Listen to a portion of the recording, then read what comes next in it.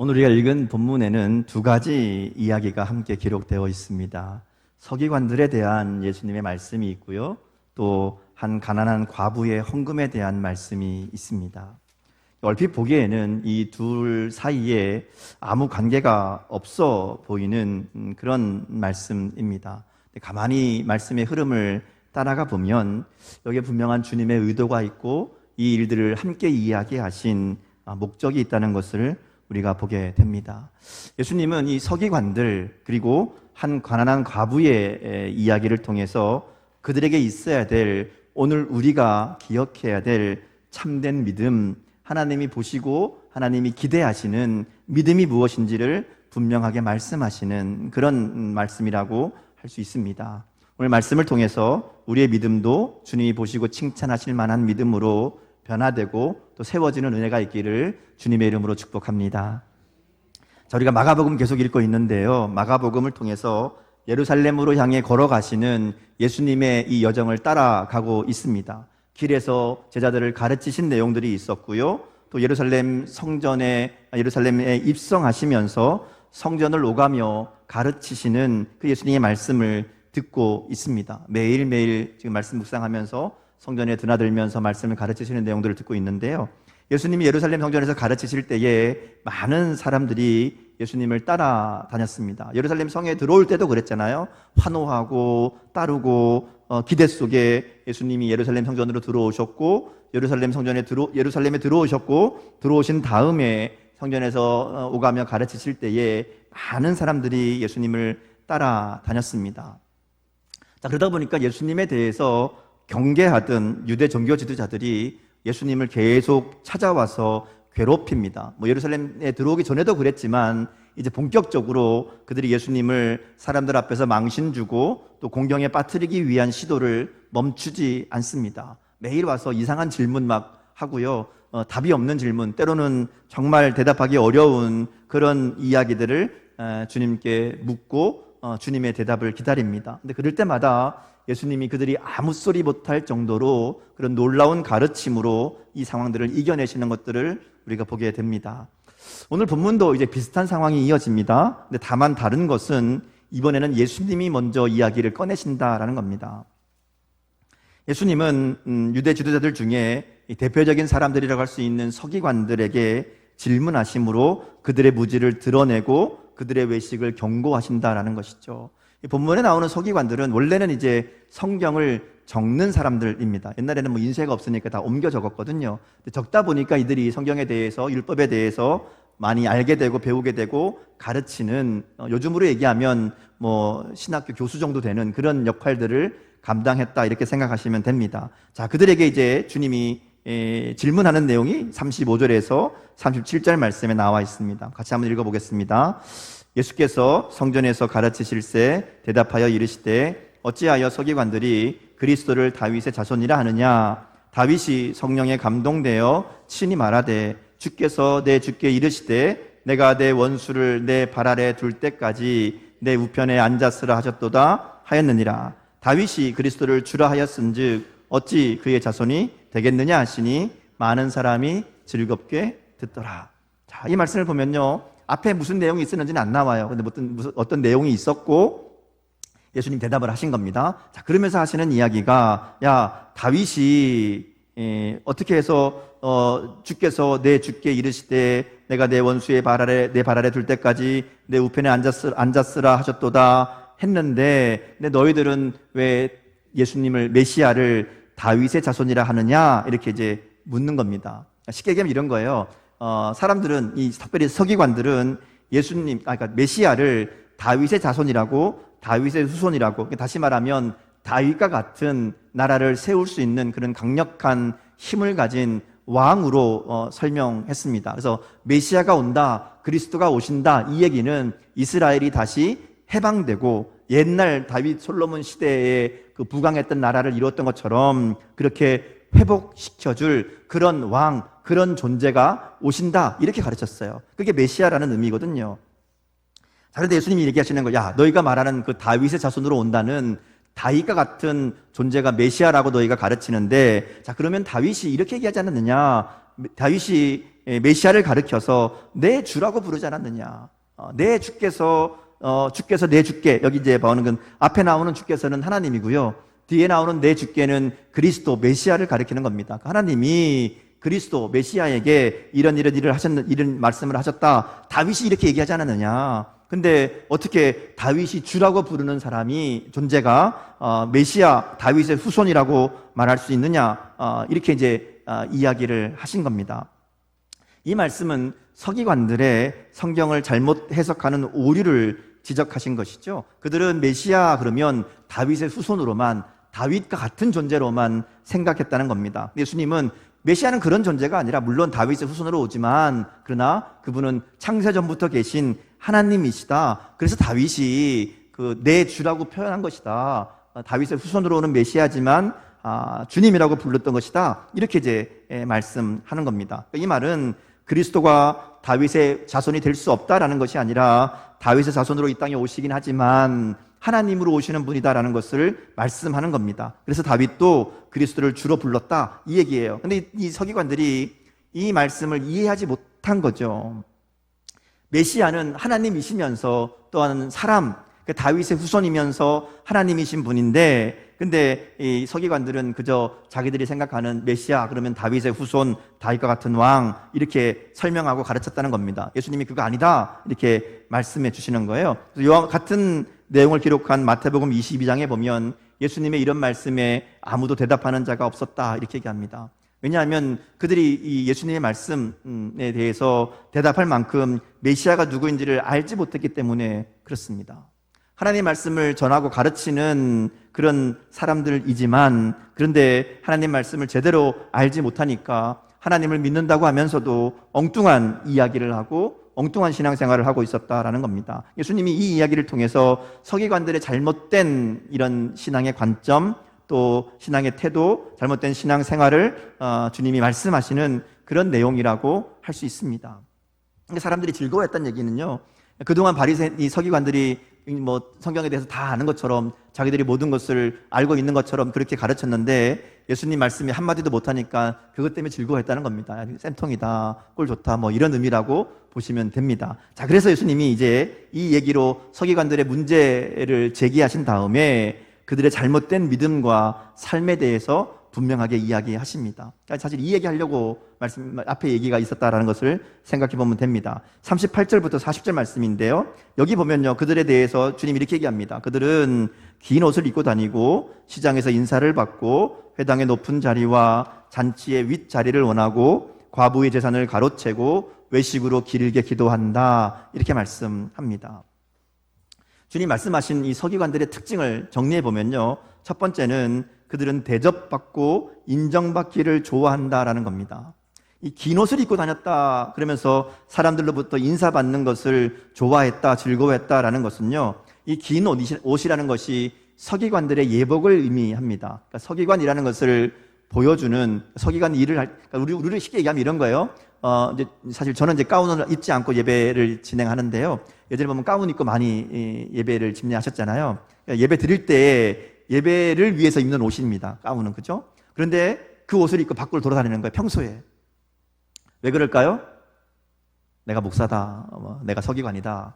이거 이제 과시하려는 겁니다. 그러니까 긴 옷을 입는다는 얘기가 그런 의미입니다. 그렇게 다니면서 사람들로부터 인사받는 것, 인정받는 것, 야, 저 사람이 훌륭한 분이야. 저 사람이 참, 이런 얘기 듣는 거, 이거를 좋아한다는 겁니다. 그래서 사람들이 인정해 주기를 기대하고 또 그렇게 되도록 행동하는 그런 모습을 주님이 말씀하시는 겁니다.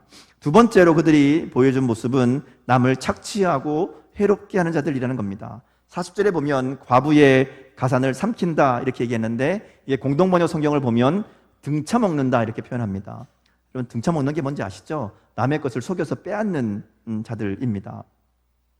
사실 종교 지도자들이라면 특별히 과부가 말하자면 누군가 도와줄 사람이 없고 힘이 없는 연약한 사람들을 의미하죠. 그런 사람들을 잘 돕고 섬기고 돌봐야 되는데 오히려 그들의 것을 빼앗는다는 것이죠. 그들이 가진 물질을, 이 가난한 자들의 물질을 탐내고 속여서 등쳐먹는 겁니다. 말씀으로 가르치고 권면하고 잘 돕고야 되는데 그런 말씀을 가르친다는 핑계로 자기가 그들을 돕는다는 핑계로 그들의 것들을 빼앗고 자기의 이익만 챙기는 그런 모습이었다라는 겁니다.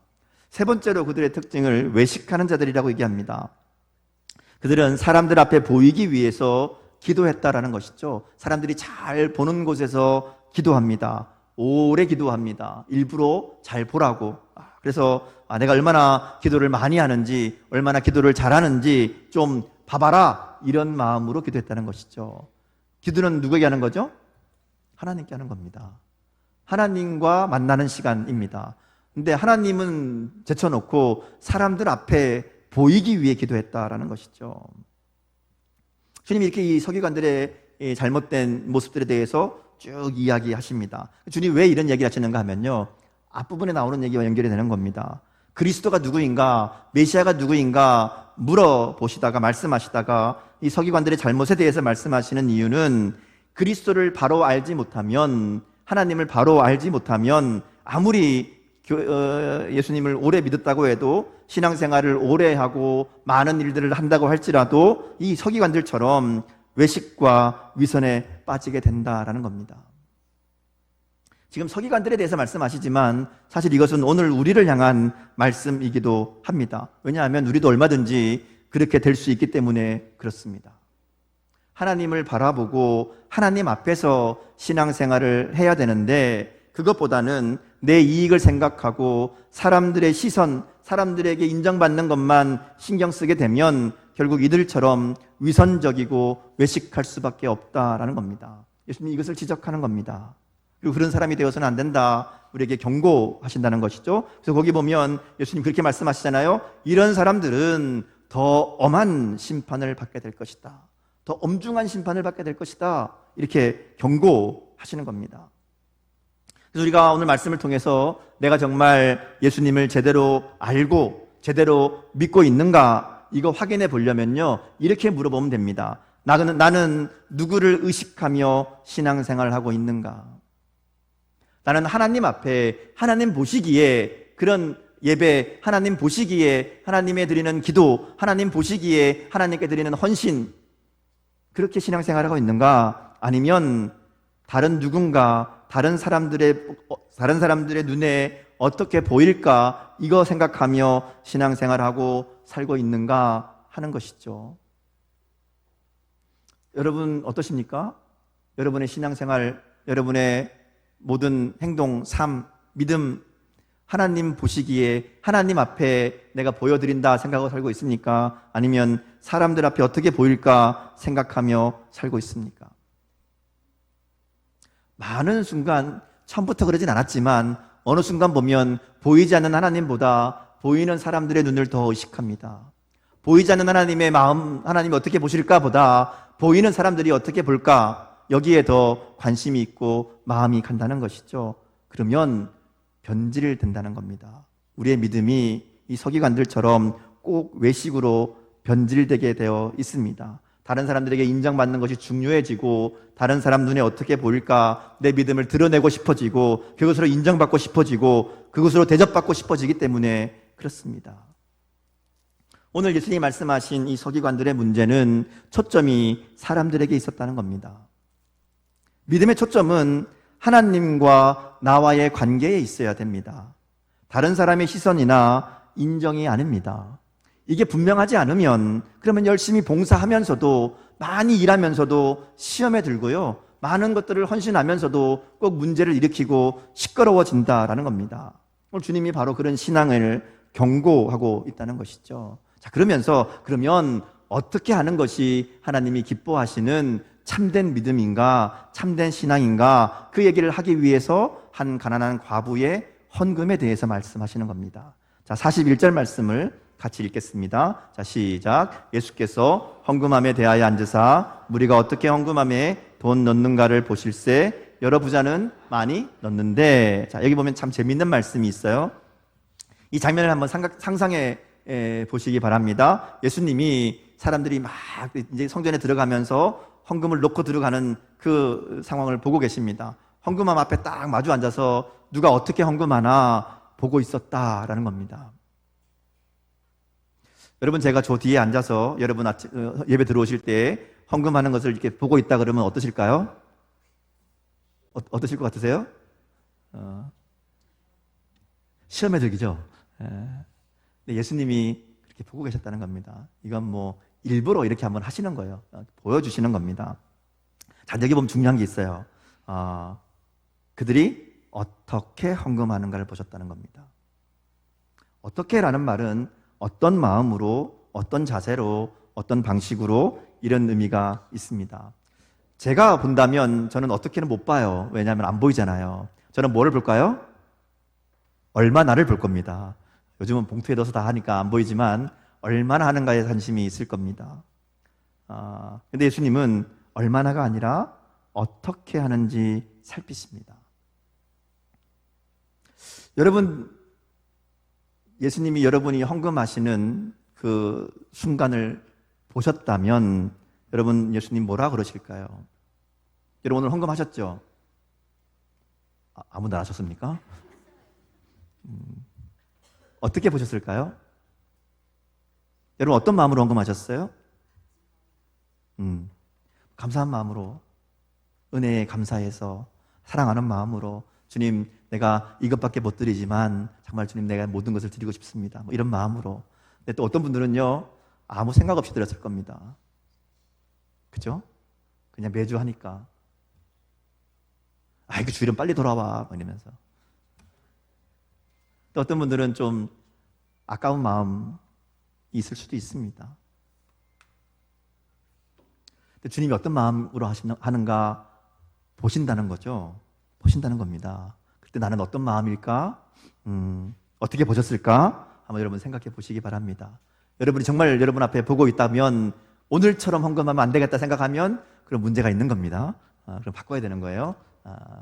자, 그런데 예수님이 이렇게 쭉 이 얘기를 하시면서 헌금에 대한 이야기를 들려주시는데, 사실 이 말씀이 사실 뭐 부담스러운 분들도 있을 겁니다. 헌금에 대한 이야기는 뭐 다 편한 마음으로 듣진 않잖아요. 근데 사실 이 말씀은요, 헌금에 대한 얘기를 하지만 헌금을 얘기하는 게 아닙니다. 이게 헌신에 대한 이야기이고 믿음의 본질에 대한 이야기입니다.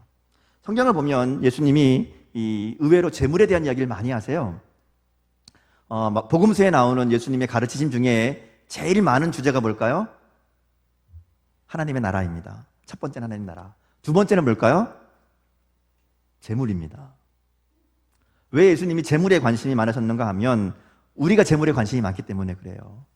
우리가 가장 많은 관심을 가지고 가장 많이 마음을 쓰는 것이 돈이기 때문에 그렇습니다. 예수님이 돈에 대해서 얘기하시는 거예요. 돈을 어떻게 쓰는가, 돈에 대해 어떤 마음을 가지고 있는가, 이거 가지고 우리의 믿음, 우리의 마음을 살펴보신다라는 것이죠. 우리 오늘 헌금 생활을 점검해 보면 우리의 믿음 생활이 어떠한가 확인해 볼 수 있다라는 겁니다. 자, 우리말 성경에는 이제 헌금통이 뭐 하나 있었던 것처럼 이렇게 보이지만 그 당시 예루살렘 성전의 입구에는 이 헌금통이 13개가 있었다고 그래요. 많죠? 종류별로 뭐 여러 가지 종류들이 있었다고 그래요. 뭐 성전을 위해서, 뭐 가난한 사들을 위해서, 뭐 여러 가지 목적을 따라 쭉 헌금통이 있는데, 예루살렘 성전의 헌금통은 오늘 우리의 헌금통과 좀 달랐다고 그럽니다. 제가 비슷한 그림을 하나 찾아봤는데요. 보시죠. 이런 형태였을 것이다. 이렇게 이제 이야기합니다. 보이시죠? 자, 위에가 둥그런 나팔처럼 생겼어요. 그리고 밑에가 이제 큰 통이 달려 있는데 저 안에가 다 쇠로 되어 있다고 그래요. 왜냐하면 그 당시에는 우리처럼 지폐가 아니잖아요. 다 동전입니다. 동전을 이 쇠로 만든 저 헌금통에 집어넣으면 이 동전 떨어지는 소리가 나팔처럼 생긴 저 입구를 통해서 크게 납니다. 이게 돈을 넣기 좋으라고 한 게 아니고요, 소리가 크게 나라고 한 거라는 얘기들을 해요. 왜 이렇게 했을까요? 이렇게 만들었을까요? 부담 느끼라고, 많이 하라고. 농담이 아니고요, 앞에서 예수님이 말씀하신 서기관들의 모습을 생각해 보면 충분히 그럴 만한 일입니다. 몇 개 넣으면 소리가 딸랑딸랑 나잖아요. 많이 넣으면 창창창창 이렇게 날 거잖아요. 야, 저 사람 헌금 많이 한다, 저 사람 믿음 좋은가 보다, 이렇게 보이도록 유도한 것이라고 할 수 있습니다. 이런 상황에서 부자들은 자랑스러워하며 요란한 동전 소리를 내면서 헌금을 드렸을 겁니다. 근데 이 가난한 과부가 드린 헌금은 뭐 소리도 안 났을 거예요. 이게 2렙돈 1고드란트 이렇게 설명하는데, 렙돈으로 하면 2개, 고드란트로 하면 1개예요. 동전 하나. 그죠? 동전 하나 이렇게 넣으면 쨍그랑 소리도 날까 말까. 뭐 동전이 되게 작거든요. 그게 한 렙돈 고드란트, 조그만, 정말 뭐 지금처럼 이렇게 좋은 동전도 아니고 우리 옛날 1원짜리 뭐 이런 거 생각하시면 돼요. 그런 거 하나 이렇게 넣으면 티도 안 나잖아요. 그런데 이 상황을 보시는 예수님이 이 여인이 가장 많이 헌금했다, 이렇게 이제 말씀하시는 겁니다. 그러니까 주님이 말씀하시는 이 내용을 보면 하나님의 관심은 헌금이라는 것이 단순히 액수에 관심이 있는 것이 아니라 헌금하는 사람의 마음에 있다는 겁니다. 어떤 마음으로 드리는가, 이게 중요한 문제라는 것이죠. 그래서 특별히 이 여인의 헌금은 앞에 나오는 서기관들의 외식과 분명한 대조를 이룹니다. 예수님은 이 헌금이라는 구체적인 사례를 통해서 헌금의 참된 본질이 무엇인가를 말씀하실 뿐만 아니라 당시 이스라엘에 퍼져 있던 이 잘못된 신앙, 위선과 외식과 본질에서 벗어난 이 잘못된 경건을 지적하시는 것이라고 볼 수 있습니다. 하나님의 눈은 생각하지 않고 사람들만 생각하며 신경 쓰는 이 위선과 외식으로 가득한 유대인들을 향해서 하나님은 중심을 보시는 분이다. 겉으로 드러나는 그 많은 거 필요 없고 그 마음이 중요하다, 이 말씀을 해 주시는 겁니다. 자, 그런 의미에서 오늘 과부의 이 헌금에 대한 예수님의 말씀은 우리의 신앙생활에 아주 중요한 지침을 알려줍니다. 이건 꼭 헌금에 대한 지침만이 아니라 하나님 앞에 어떠한 마음과 어떤 자세로 살아가야 되는가, 이것을 알려주시는 말씀이라는 것이죠. 자, 오늘 말씀을 통해서 몇 가지 정리를 해보겠습니다. 첫 번째는요, 이 헌금이나 헌신은 하나님만 생각하며 드려야 된다는 겁니다. 서기관들의 가장 큰 문제는 하나님이 아니라 사람을 생각하고 사람을 의식하는 것이었습니다. 근데 이 여인은 사람들의 시선이 아니라 하나님만 생각한 겁니다. 자, 여러분 생각해 보세요. 모두가 다 보고 있어요. 알 수 있습니다. 얼마나 헌금하는지. 자, 그런 상황에서 남들과 비슷하게 적당히가 아니라 정말 2렙돈 이거 헌금하는 거 쉽지 않았을 겁니다. 근데 이 여인은 주저하지 않고 이것을 헌금함에 넣습니다. 왜냐하면 이게 하나님께 드리는 것이라는 것을 분명하게 생각했기 때문에 그렇습니다. 사람들을 생각할 것이 아니라, 사람들과 비교할 것이 아니라 하나님만 바라보니까 가능한 겁니다. 하나님이 아니라 사람을 의식할 때 신앙의 문제가 발생합니다. 이건 뭐 헌금할 때만이 아닙니다. 우리가 예배 드릴 때에, 이 기도할 때에, 또 봉사할 때에, 또 일상의 삶 속에 살아갈 때에 하나님을 바라보고 하나님을 생각해야 되는데, 사람을 바라보고 사람과 비교하고 다른 사람의 시선을 의식하니까, 그러니까 하나님께 제대로 드리지 못하는 겁니다. 드려도 제대로 드리는 것이 아니라 마음은 없고 그냥 형식만 있는 그런 헌신과 헌금이 되고 만다는 것이죠. 하나님 앞에 나의 것을 드리는, 하나님 앞에 나의 최선을 드리는, 하나님께 내 사랑을 드리는, 나의 믿음의 고백을 드리면 그러면 되는 거예요. 하나님만 생각하며 드리는 것, 그게 우리가 첫 번째로 기억해야 될 헌신과 헌금의 마음이라는 겁니다. 자, 두 번째는요, 참된 헌금과 헌신에는 희생이 있어야 됩니다. 이 여인의 경우를 생각해 보면 그녀가 드린 이 헌금, 뭐 돈의 가치로 따지면 정말 얼마 되지 않습니다. 이 2렙돈을 요즘 가치로 대충 생각해 보면 그냥 한 끼 식사 정도라고 얘기를 해요. 한 끼 밥 먹을 정도, 그 정도 그 가치다, 이렇게 이야기합니다. 근데 예수님은 이 여인이 가장 많이 헌금했다, 이렇게 이야기합니다. 왜 가장 많이 헌금했다고 말씀하시는가 하면 그녀가 가진 것을 다 드렸기 때문이다, 이렇게 44절에서 이야기합니다. 주님이 말씀하신 헌금을 많이 드렸느냐 적게 드렸느냐의 차이는 액수의 차이가 아니라 부담의 차이라고 말할 수 있습니다. 부자들은 많은 돈을 하나님께 드렸지만 그 돈 때문에 그들에게 별로 부담되지 않습니다. 여러분 생각해 보세요. 한 10억 가진 사람이 100만 원 헌금하는 거 크게 부담되지 않잖아요. 뭐 있어도 없어도 그만 정도잖아요.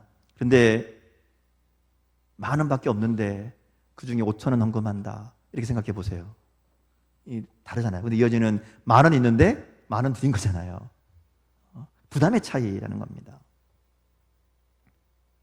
이 여인이 드린 액수는 뭐 얼마 안 되지만 그건 그녀가 가진 전부였다는 겁니다. 그렇다고 해서 있는 건 다 드려라 이런 얘기가 아닙니다. 드릴 때에는 희생이 있고 부담이 있어야 된다는 겁니다. 아깝지 않을 만큼, 부담되지 않을 만큼, 내가 살아가는데 불편하지 않을 만큼, 있어도 그만, 없어도 그만인 것만 드려서는 안 된다는 겁니다. 이건 돈만 얘기하는 게 아닙니다. 하나님께 뭔가를 드리려고 할 때에 거기에 희생이 전제되어야 된다는 겁니다. 하나님께 내가 뭔가를 하기 위해서, 뭔가를 드리기 위해서 희생하는 게 있어야 그게 진짜로 드리는 겁니다. 희생 없이, 부담 없이 그냥 있어도 그만 없어도 그만인 거 드리는 것 하나님 기뻐하시겠습니까? 하나님이 돈이 없어서 달라는 거 아니잖아요. 하나님은 우리의 마음을 원하시는 것이고, 우리가 하나님께 헌신하는 것, 우리가 감수하는 것, 우리가 부담을 가지는 것, 희생하는 것, 그거를 기뻐하신다라는 겁니다. 주님께 드리기 위해 내가 기꺼이 감수하는 희생이 있는가 하는 것입니다. 저는 이것을 이야기하는 거예요. 어떤 분들은 교회 생활이 부담 없어야 된다, 뭐 그렇게 얘기합니다.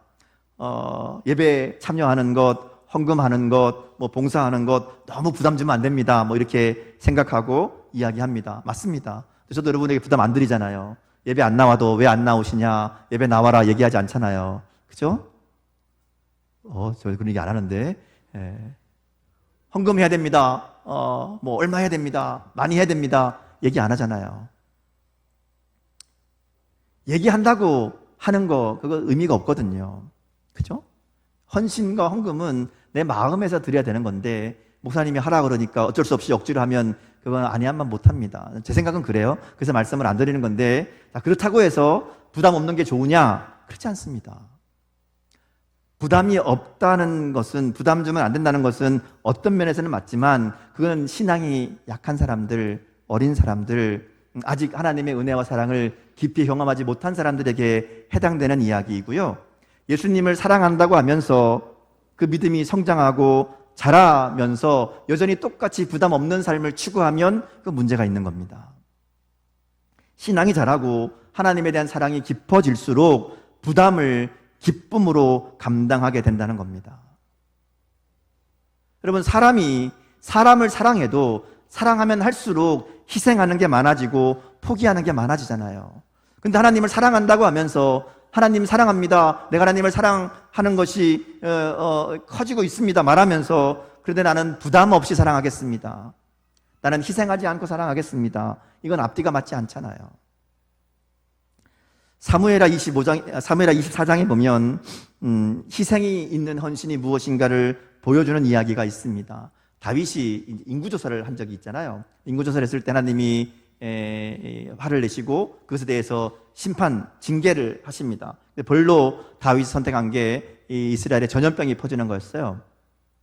전염병이 퍼져서 7만 명의 사람이 죽었습니다. 예루살렘 앞에까지 전염병이 막 왔는데, 이 전염병을 가진 천사가 왔는데 하나님이 이게 보니까 마음이 안쓰러우신 거여서 마음을 돌이키십니다. 전염병을 멈추어 주시죠. 그때 이제 다윗이 이것을 알게 되고 하나님을 위해서 제단을 쌓게 됩니다. 그 자리에서 제단을 쌓으라고 그러는데 그게 이제 아라우나의 타작마당입니다. 여기서 제사를 드리려고 그러니까 이 땅 주인이 다윗에게 얘기하는 거예요. 왕이니까 제가 다 땅도 빌려드리고 뭐 소도 드리고 다 드리겠습니다. 여기서 이 제단을 쌓으십시오 이렇게 얘기하니까 다윗이 아니다, 나는 그렇게 받을 수 없다, 그것은 내가 돈을 주고 사서 그래서 하나님께 제사를 드리겠다 이렇게 얘기합니다. 그게 사무엘하 24장 24절인데요 이렇게 얘기합니다. 왕이 아라우나에게 이르되 그렇지 아니하다, 내가 값을 주고 내게서 살이라, 값 없이는 내 하나님 여호와께 번제를 드리지 아니하리라 하고 다윗이 은 50세겔로 타작마당과 소를 사고 이렇게 얘기합니다. 다윗은 자기가 값을 치르지 않는 제사는 의미가 없다는 겁니다. 내가 희생한 것이 있어야 그게 진짜 내가 하나님께 드리는 거라는 것이죠. 그래서 결국 이 땅을 삽니다. 그리고 거기서 제사를 지내고요, 거기가 나중에 예루살렘 성전의 터가 됩니다. 그곳에 성전이 세워지거든요. 하나님께 드리는 것, 그게 재물이든 뭐 그게 우리의 어떤 수고든 헌신이든 우리의 봉사든 예배든 거기에는 분명히 우리의 정성과 희생이 있어야 됩니다. 그것 때문에 내가 포기하는 게 있어야 된다라는 것이죠. 그래서 하나님의 은혜와 사랑을 아는 사람이라면 우리의 헌금과 헌신에는 분명한 희생이 있어야 된다는 겁니다. 마지막 세 번째는 참된 헌금은 전부를 드리는 겁니다. 전부. 이 여인은 전부를 다 드렸잖아요. 진짜 헌금은 다 드리는 거라는 것이죠. 긴장되시죠? 드디어 목사님이 다 드리라 그러나 보다. 이제 여기 다 드린다는 것은요, 여러분 재산을 다 바쳐라 이런 의미가 아닙니다. 이 여인도 이게 사실은 전 재산처럼 보이지만 사실 전 재산이란 게 아니고요, 그녀가 가지고 있던 그 상황에서 있던 거 전부입니다. 그러니까 이 여인이 전부를 바쳤다는 것은 말하자면 그 전부를 맡긴 것이라는 겁니다. 이 여인이 지금 당장 오늘 먹고 살아야 될 것들, 그걸 하나님께 맡긴 거예요. 하나님께 드린 겁니다. 하나님, 내가 나의 삶을 하나님께 맡깁니다. 이 고백이 거기에 담겨 있는 거죠. 그러니까 예수님이 그것을 보고 기뻐하시는 겁니다. 우리가 헌금할 때, 또 뭔가를 주의 일을 감당할 때 거기에 우리가 꼭 있어야 될 것은 전부를 드리는 마음인데, 이 전부를 드린다는 것은 전부가 하나님의 것이라는 하나님의 주권을 인정하는 마음입니다. 내가 수고하고 내가 책임지는 인생이 아니라 하나님이 다스리시는 인생, 하나님이 주인 되시는 삶이라는 분명한 고백으로 드려야 된다라는 겁니다. 이거 제가 지난주에 말씀드린 것처럼 내게 있는 것의 주인이 누구인가 하는 소유권의 문제입니다. 전부를 드린다는 것은 이 전부가 하나님의 것입니다라는 고백이 거기에 있는 거거든요. 여러분의 재산, 여러분의 삶 누구 겁니까? 하나님 거라고 말씀하시죠? 정말 하나님께 드리고 있는가? 이건 얼마를 헌금하는가만이 문제가 아니라 하나님께 맡기고 있는가 하는 겁니다.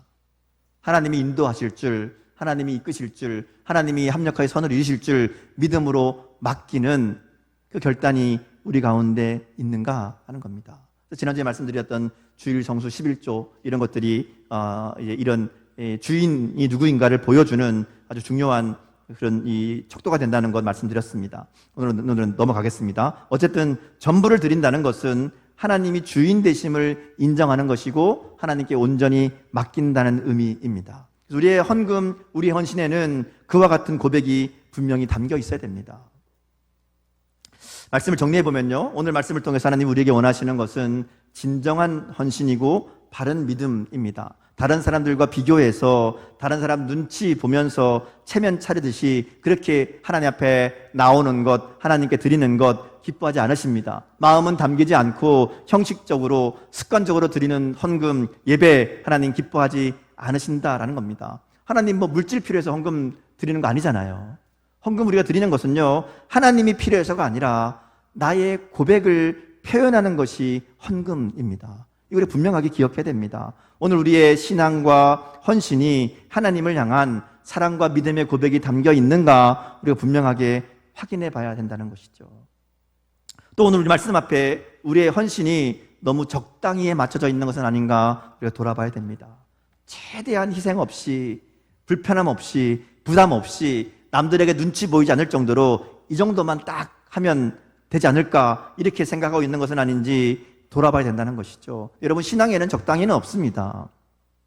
예수님 우리를 사랑하실 때 적당히 사랑하지 않으셨잖아요. 예수님 부담되지 않는 선에서 우리를 사랑하셨습니까? 예수님은 전부를 주셨습니다. 생명을 주시기까지 우리를 사랑하셨다는 것이죠. 전부를 내어주신 그 사랑으로 우리가 구원받고 하나님의 자녀가 되었는데 우리도 주님께 전부를 드리는 헌신이 있어야 된다는 겁니다.